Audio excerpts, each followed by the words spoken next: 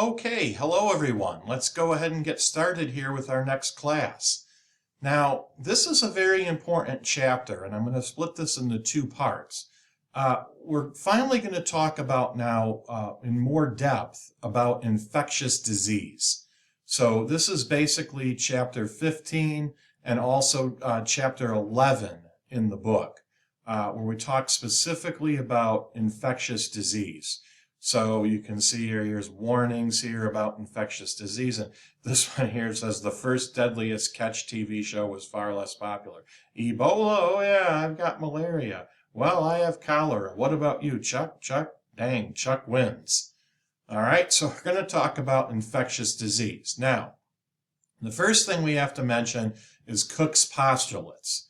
These are named after this man here, Robert Koch, in the 1880s.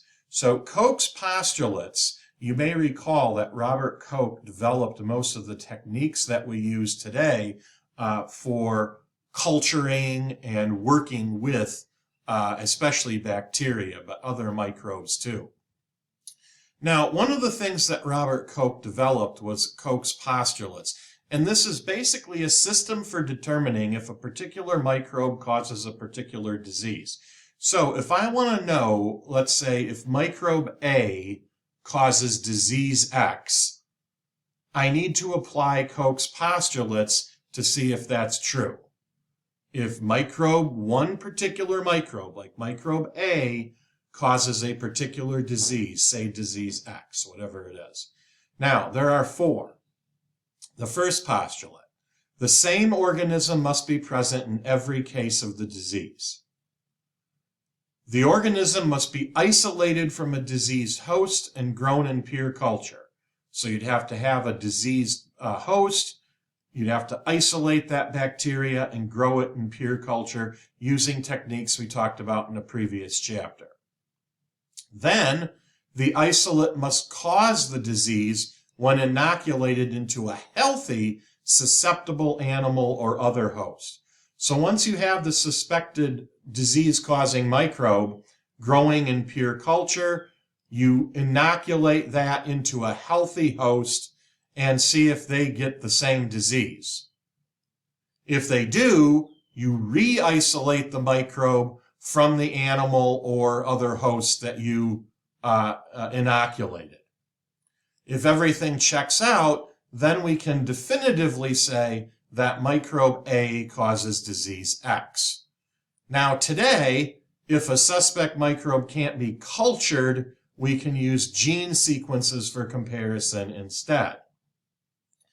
Koch's postulates are very scientific and still applied today, although using them can be problematic for human-specific diseases, like, for example, HIV.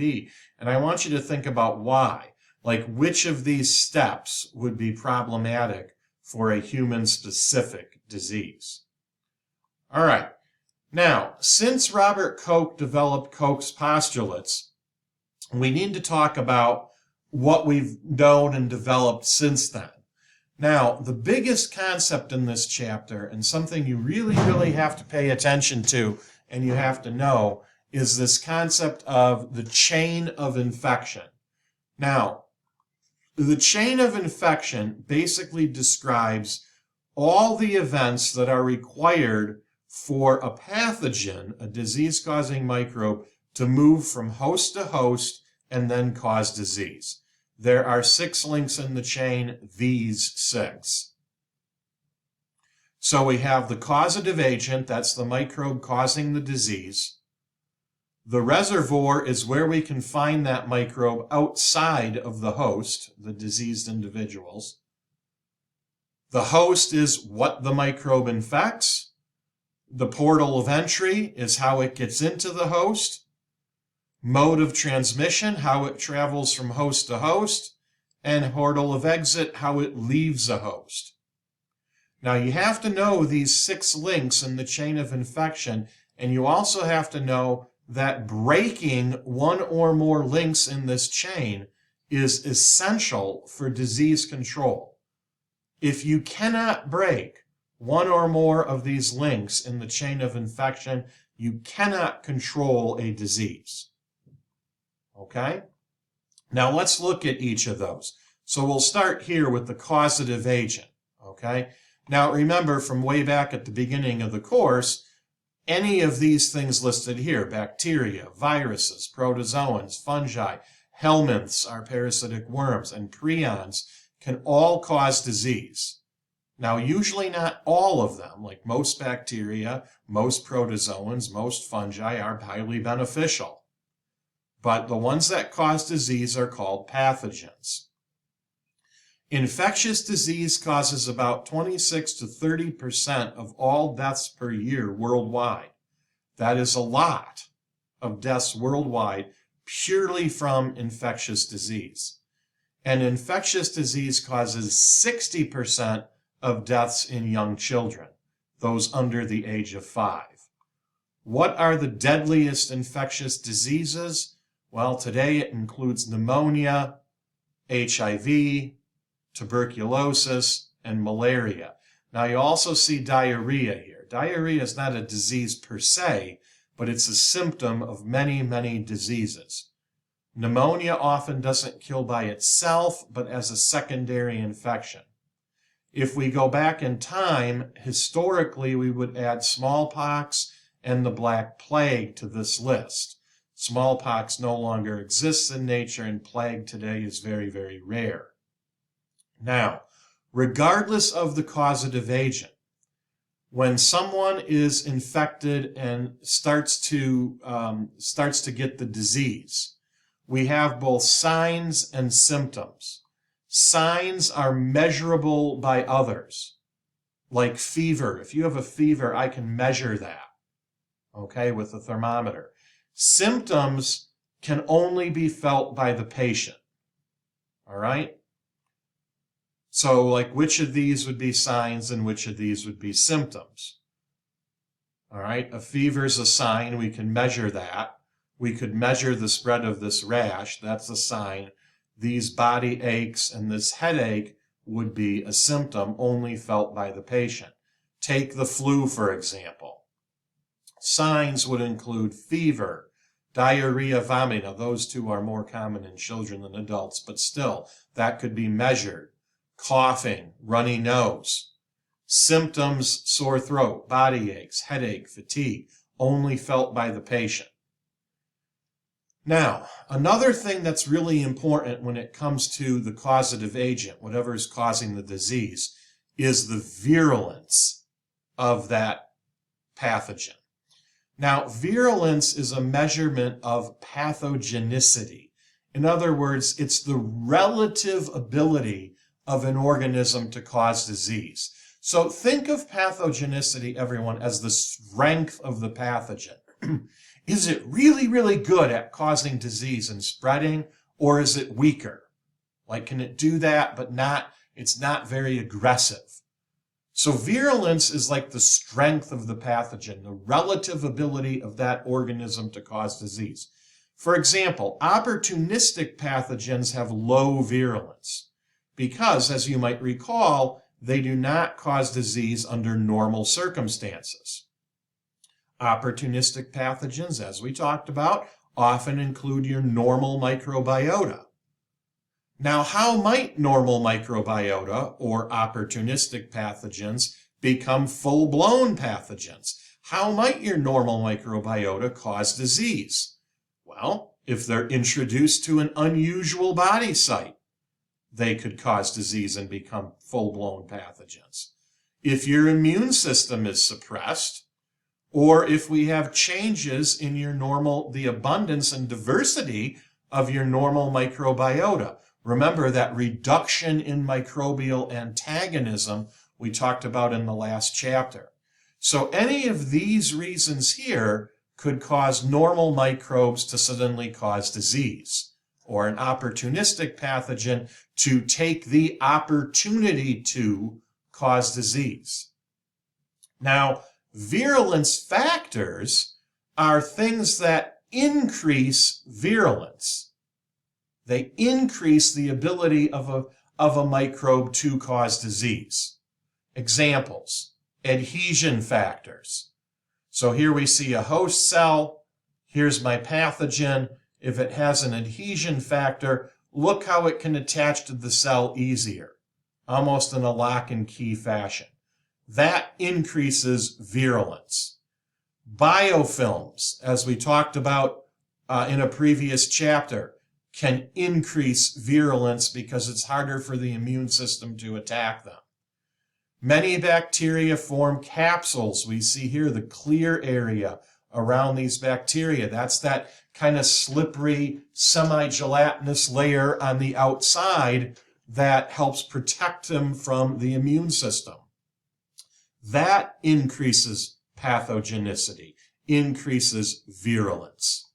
Okay? Extracellular enzymes can be produced by microbes, especially bacteria, that can increase their strength, increase their virulence. For example, collagenase. This breaks down collagen, which is a connective tissue in your body, accounting for about 1/3 of the protein that makes up your body. It's literally the glue that holds your body together. Now, Clostridium perfringens is the best known collagenase producer, and it can cause gangrene. Gas gangrene, pictured here. Some bacteria that cause tooth decay also produce collagenase. Another extracellular enzyme that can increase virulence is keratinase. This degrades keratin, which is a protein found in the skin, hair, or nails. Example, athlete's foot. Many pathogenic fungi produce keratinase. Okay? And another factor, a virulence factor that increases the strength of a microbe, of a pathogen, is when they make toxins. Toxins are chemicals that harm tissue or trigger the immune system to accidentally or mistakenly harm tissue. Importantly, toxins can get into the bloodstream or the lymphatic system and be carried beyond the site of infection. So they can get to other areas that the microbe itself can't get to. Now, we've already mentioned both types of toxins, but let's review. Exotoxins are produced inside mostly gram-positive bacteria, but also some gram-negative. They're part of normal growth and metabolism because exotoxins are secondary metabolites, and they are secreted by bacteria. Exotoxins generally have high toxicity. They can be quite toxic and very problematic. So we see here inside this bacterial cell, these green spheres represent the exotoxin. That's a secondary metabolite, just something made along the path from reactant to product. The bacteria doesn't need it, so it secretes it down here. Endotoxins are part of the outer portion of gram-negative cell walls. They're part of that lipid A portion of gram-negative cell walls. They are not purposely secreted. They're only released when the bacteria die or the cell wall breaks apart. Remember, we call that lysis.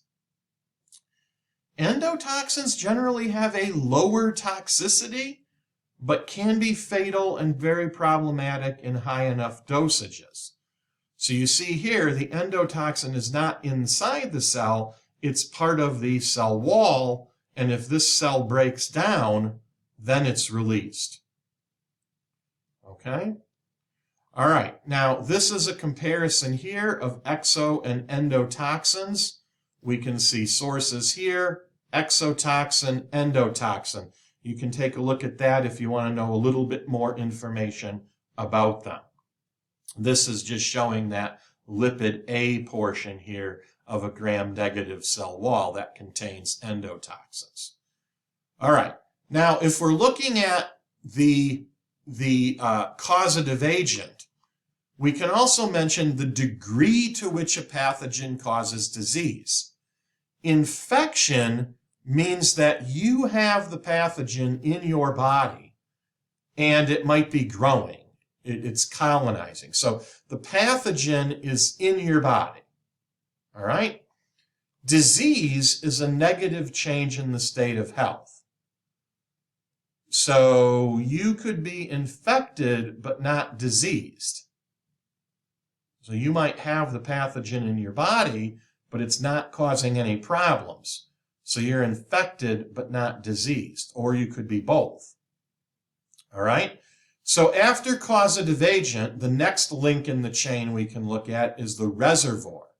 So we'll say reservoirs of infectious human diseases. Now, remember, a reservoir is an area, a site where pathogens are maintained as a source of infection. Where is that pathogen normally found? Okay, even if it's not in a human.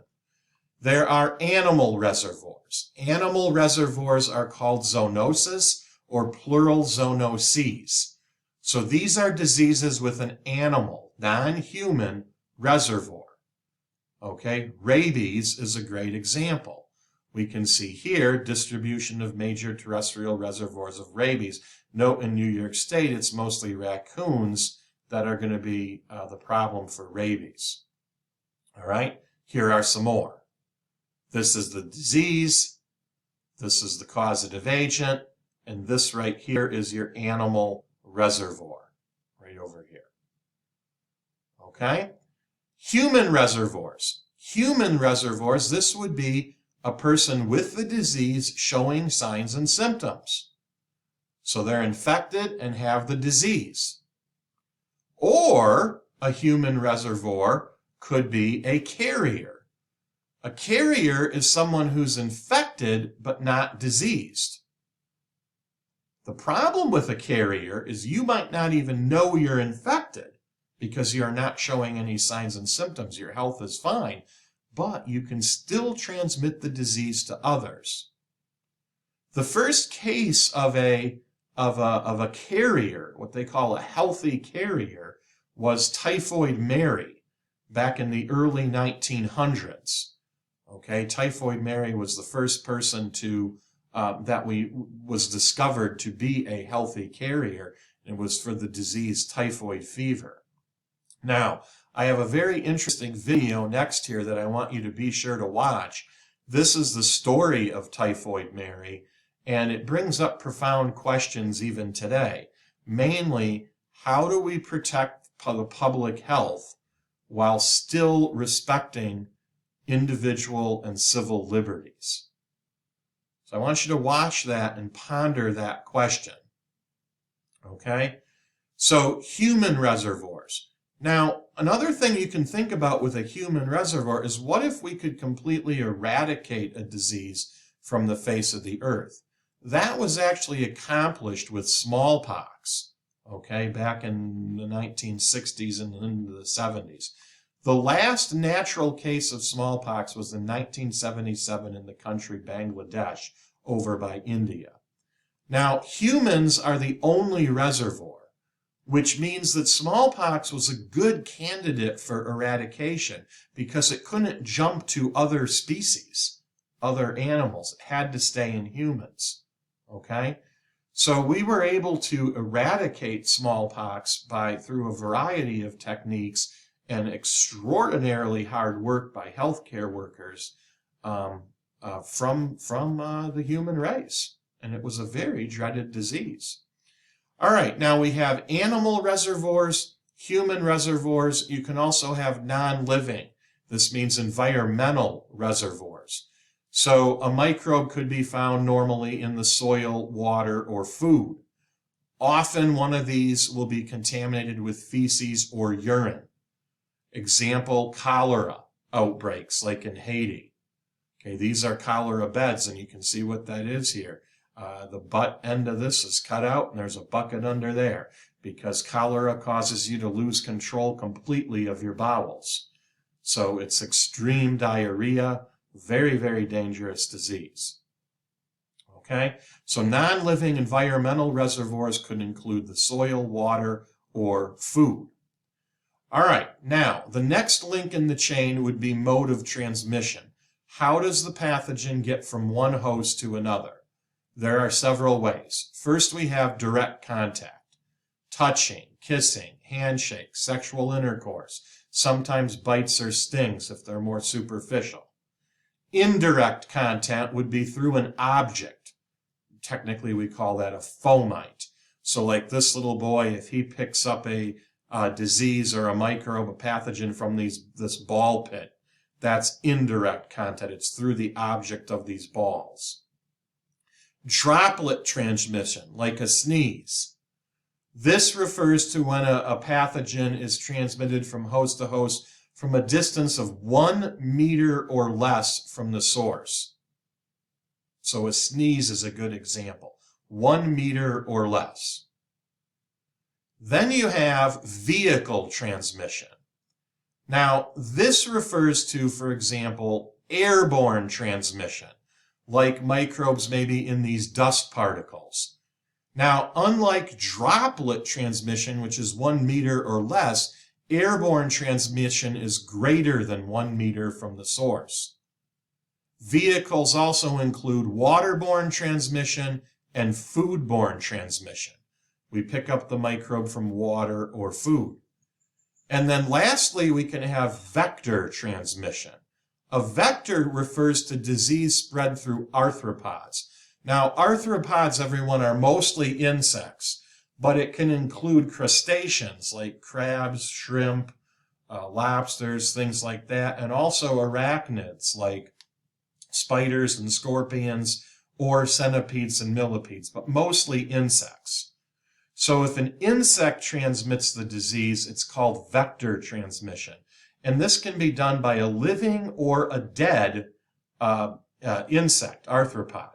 If they're living, it's called biological vector transmission. The insect is actively carrying the disease, like say a mosquito. The insect serves as a host for the pathogen, so living organisms. If it's dead insects, it's called mechanical vector transmission. So they're passively carrying the pathogen, do not serve as a host, and it might be just bodies of dead, say a dead fly or something. All right? So here's your arthropod vectors like this fly or this insect here. And here's a whole chart showing more of that. Direct contact, indirect contact, okay? Droplet transmission, airborne, and so on. And examples. All right? All right, the next link in the chain then is the portal of entry. How does the microbe get into a host? So this is the route by which a pathogen enters the host. The skin can be a big one, especially breaks in the skin, including hair follicles, sweat glands, again, especially breaks in the skin, or through mucous membranes. The respiratory tract, gastrointestinal tract, genitourinary tract, like these. Now, another one pictured here, these could all be portals of entry. Another one here is the placenta. Now, that's an interesting one, so we'll look at that separate. Interestingly and concerningly, some pathogens can cross the placenta from mother to unborn child, including, we see it here. So here's the placenta. Normally, pathogens are screened out here, and they don't make it to the embryo or fetus. But some pathogens like these, okay, HIV that causes AIDS, toxoplasmosis, German measles, syphilis, the Zika virus causing this, can cross the placenta. So that would be a portal of entry into this unborn child. Here is a more. So some pathogens that can cross the placenta. And then lastly, another big portal of entry that's important clinically to consider is what's called the parenteral route. This is not technically an actual portal of entry, but it's a way of getting around traditional portals of entry, circumventing them. Now, what the parenteral route refers to is pathogens deposited directly into tissues beneath the skin or a mucous membrane.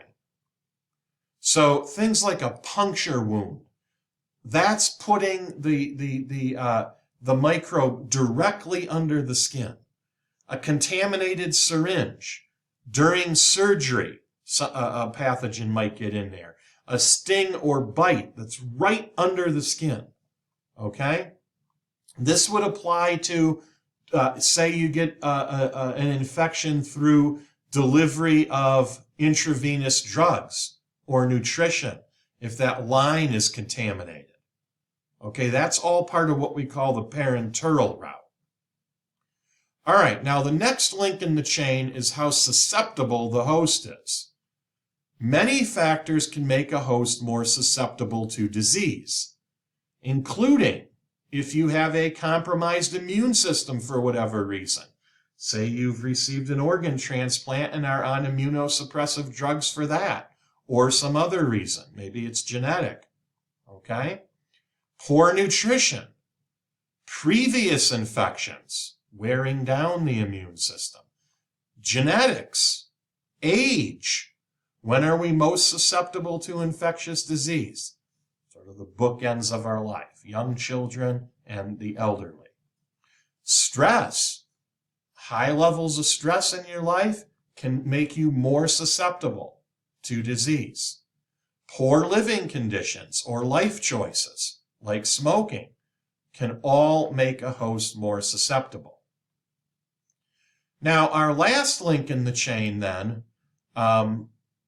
is the portal of exit. But keep in mind, even with this susceptibility of hosts, you don't have to be abnormally susceptible to get a disease. Many, in fact, most pathogens can affect perfectly healthy hosts. It's what they do. Now, the last link in the chain is the portal of exit. This is the route by which a pathogen exits the host.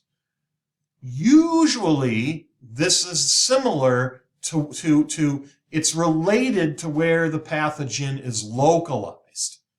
Okay? So if it's infected, say, in the lungs, it got in through the respiratory system, it's going to exit that way.